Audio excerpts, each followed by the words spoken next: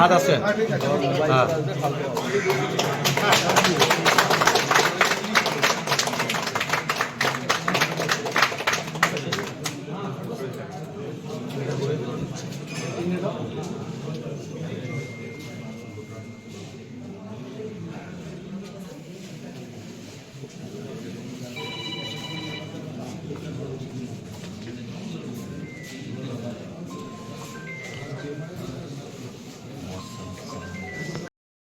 আমার মনে হয়, কারণ আমি তো এই তথ্য নিয়ে বসে থাকিনি, কিন্তু এটা সাধারণত থাকে না এখানে, যেহেতু আমাদের শল্য চিকিৎসকরা অত্যন্ত উচ্চস্তরের এবং তারা খুব দক্ষ, তারাই প্রস্তাব দিয়েছিলেন।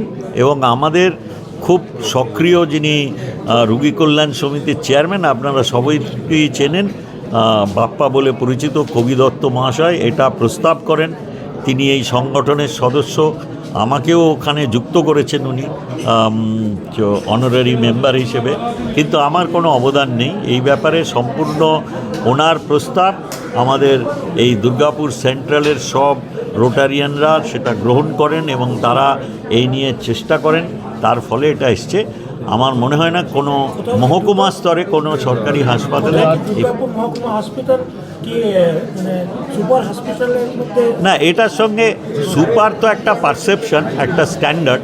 আমরা আমাদের যে পরিধি, আমাদের যে ব্যবস্থা, তার ভেতরে সরকার যা যা দিচ্ছেন তাকে আরও উন্নত করার জন্য আমরা বিভিন্নভাবে সহায়তা নিয়ে এখানের পরিষেবাটাকে আমরা আরও উন্নত করছি, যাতে সাধারণ মানুষ এখানে আরও বেশি আসেন এবং তারা এই সুবিধার সুযোগগুলো নেন। যেমন আপনারা জানেন, স্ক্যানের মেশিন এখানে আছে, বিনা পয়সায় স্ক্যান করাতে পারছেন এখানকার রুগীরা।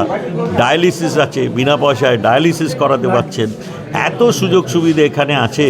এখন কোনো সরকারি হাসপাতাল মহকুমা স্তরেও আজকে রুগীদের অনেক রকমের পরিষেবা দিচ্ছে।